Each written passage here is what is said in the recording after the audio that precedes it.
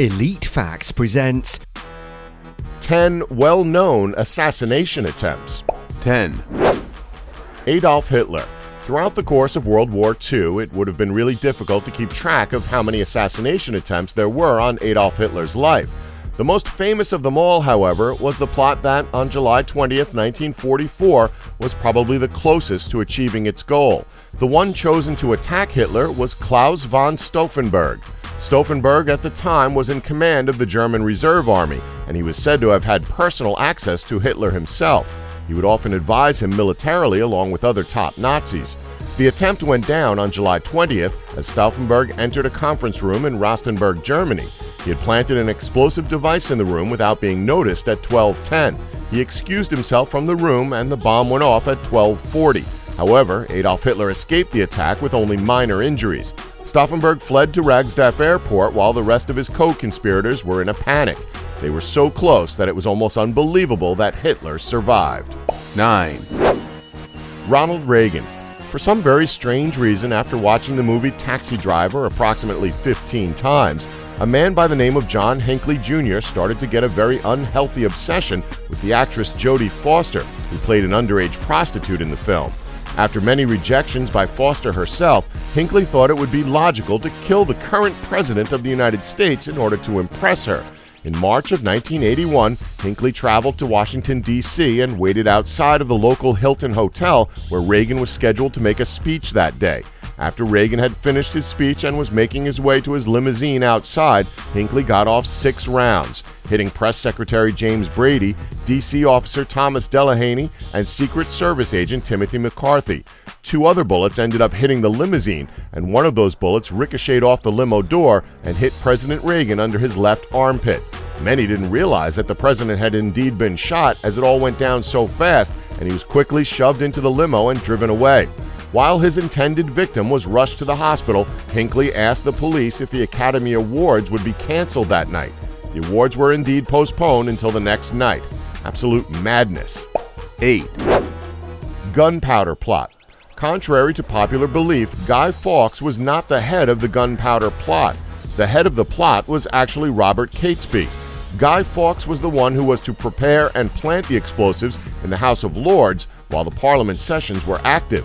On November 4th, 1604, Guy Fawkes began loading the mines with the explosives, while the other co-conspirators fled London, leaving Fawkes as the scapegoat. At midnight on November 5th, Guy Fawkes was taken into custody.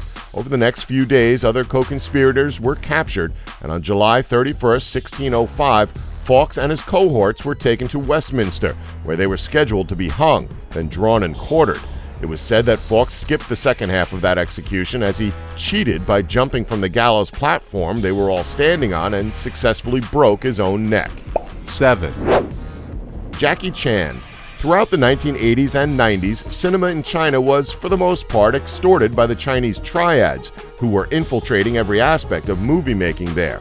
They would force their way onto a film set and threaten to break equipment unless money was handed out. Only one actor had the guts to stand up to the triads, and that actor was Jackie Chan. Unfortunately for him, because of his courageous act, the triads started extorting him, and did so for a large portion of his career. This was one of the main reasons Jackie Chan left China to come to America, but when he got off the plane, bullets were fired at him.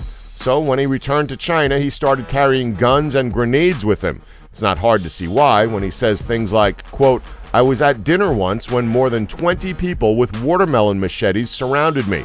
I had 3 guns with me and told them that they had gone too far." We have no idea what happened after this, but considering Jackie Chan is alive and well today, you can imagine that it probably didn't end well for the triads. 6. George W. Bush. In Tbilissi's Freedom Square in Georgia on May 10, 2005, George W. Bush was scheduled to make a speech. Midway through that speech, an assailant threw a live grenade towards the stage, and it landed right in front of the president's podium. Bush was swiftly extracted from the radius of the explosion. This would-be assassin, who was later caught, had been among the throng of Georgians who had burst through the perimeter fencing when it was compromised an hour before the event. 5.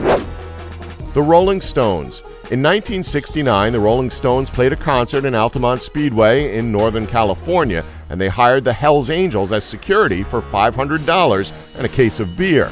During the concert, an 18-year-old by the name of Meredith Hunter approached the stage with a gun, which quickly caught the attention of the Hells Angels.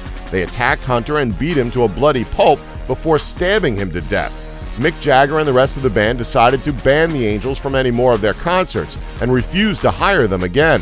Unfortunately, the Angels didn't take too kindly to this, and they were so angry that they formed a plan to murder the whole band. Their plan was to stock a ton of weapons on a boat and open fire on Jagger's mansion from the open waters. Luckily for Jagger, a storm hit and capsized that boat. After this failed attempt, the Angels decided to just forget about the whole incident. 4, Gordon Ramsay. So, as it turns out, shark fishing is illegal in most countries. In 2011, celebrity chef Gordon Ramsay was making a documentary on this illegal practice, and in the process, he found out that criminal gangs were involved in the operation. As he and the crew were about to leave Costa Rica, they were surrounded by mobsters who wouldn't let them continue on to the airport. These mobsters stood Ramsay and the crew against a wall at gunpoint and were ready to open fire. However, the police arrived at the last second to apprehend the mobsters and told Ramsay and his crew to leave the country immediately. 3, Pope John Paul II. On May 13, 1981, Pope John Paul II entered St. Peter's Square to give a speech, and a Turkish gunman named Mehmet Ali Agca shot at him 4 times, seriously wounding him when one of the bullets hit him in his abdominal area. The Pope was quickly pulled into the Vatican and then rushed to the nearest hospital, quickly losing consciousness on the way. He was very near death upon arrival and spent 5 hours in surgery.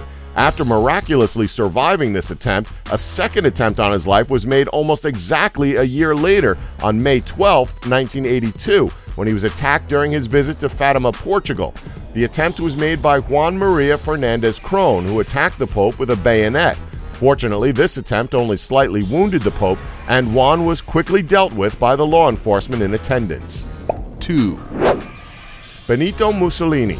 1926 was certainly not a good year for Benito Mussolini, as not only did he have to face one attempt on his life, but 4 separate attempts on his life over the course of only 7 months.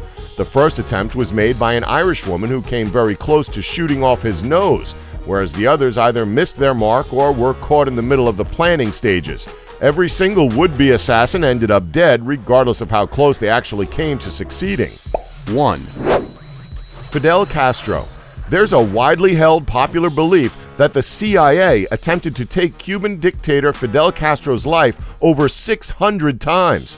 While this may or may not be true, there were still many attempts on his life. Along with possibly the CIA, many others have tried to kill Castro. This includes the group Exiles from Cuba, which alone does tally over 600 attempts on his life. The CIA at one point reportedly considered taking advantage of Castro's love of scuba diving by planting explosives disguised as mollusk shells in the ocean and painting them bright colors so that he would be attracted to them when he was under the water. Other attempts would include items such as poisonous pens, exploding cigars, and dissolved poisons that could be hidden within consumable items. Regardless of all these assassination attempts, Castro is still alive and well to this day. Don't forget to like us and subscribe for more Elite Facts.